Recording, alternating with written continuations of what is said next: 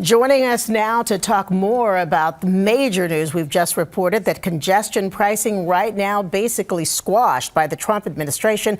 Congresswoman Nicole Malliotakis, this is something that you have been fighting for. Talk to us a little bit about when you got word and what you believe this means for New Yorkers. Well, I've been speaking with President Trump and Secretary Duffy now for a few weeks since they took their offices. But this has been going on since May. That was when I first approached President Trump about this, and he immediately said that he would do whatever he can to halt this program. He, as a New Yorker, understands how damaging this program is to our city's economy, to our local businesses, to the residents, the constituents that we both represent.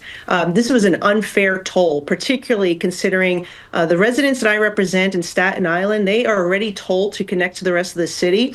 And this was a double toll that they were facing to go into the center of the city in which they live. And so for the people I represent in Staten Island and Brooklyn, this is a good day, and it was very unfair what this governor did in terms of tolling not just my constituents, but think about the first responders, the restaurant workers, the nurses, people going in for medical appointments, and they have to go in at all sorts of odd hours, and they didn't feel safe riding the subways of New York City. And we had urged the governor to, instead of tolling people to try to force them onto the transit system, to instead make this city's transit system safe, repeal some of the bad policies they made that had hurt public safety, and make everyone feel more comfortable in using the system. Congresswoman, you know Governor Hochul has been actually touting the benefits so far of this plan, talking about that congestion has been reduced and that money has been raised. It also turns to the question of does the president have the authority, does the agency have the authority to stop this plan now that it has gone into place since January? Of course, we do expect legal challenges at this point.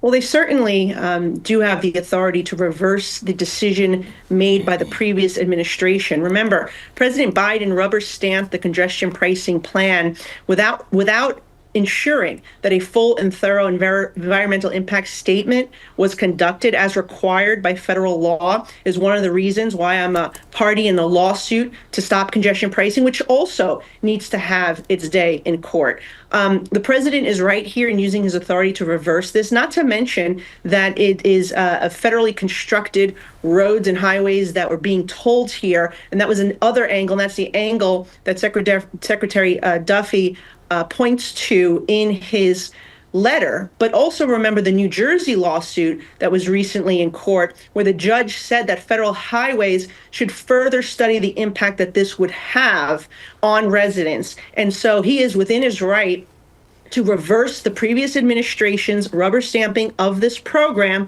And I think it's a good day for people who are tired of being told and taxed to death by our government and treated like ATMs by this agency, the MTA. Congresswoman, are there any circumstances under which you might down the road agree to a plan like this? You talked about that environmental impact study. The MTA has talked about the fact that if it's going to broaden the system, improve the system to the standards that folks here expect, it needs that money. Are there any circumstances under which you see congestion pricing might make sense to you?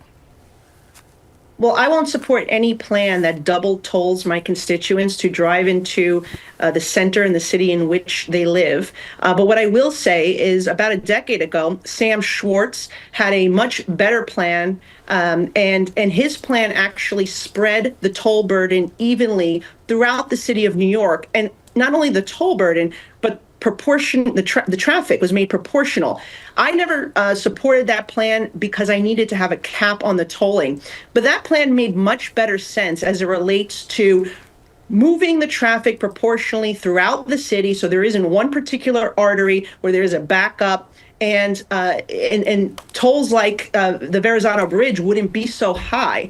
It would be, let's say, $250 across all the arteries around the city of New York. And I think that could be one approach that could be looked at again. But in addition to that, We should be looking at why Ubers, ride shares, they're allowed to drive into the city center. They're the ones that are creating oftentimes the congestion. And let's also look at some of the changes that our government made that made it miserable to drive in New York City. The bike lanes, taking away all sorts of lanes, parking spots to accommodate bicyclists. I think that needs to be done in a fair and a reasonable way that makes sense. And so these are the things that we should be looking at. And I still say, make the city's transit system safer, and more people will ride the transit system. Congressman, before we let you go, we're still waiting to hear from Governor Hochul on this issue and how the state intends to move forward. But is it your understanding that at this time that the machines are basically turned off, or is that going to happen pending more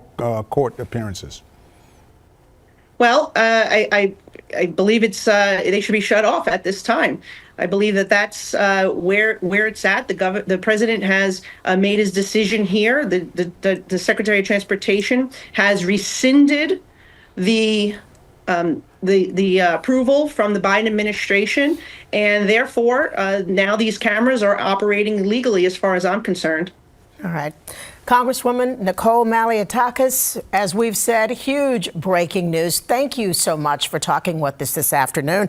We will obviously continue to take in reaction on this story from both the governor and the MTA and other stakeholders here, and we'll continue to cover it on air and online.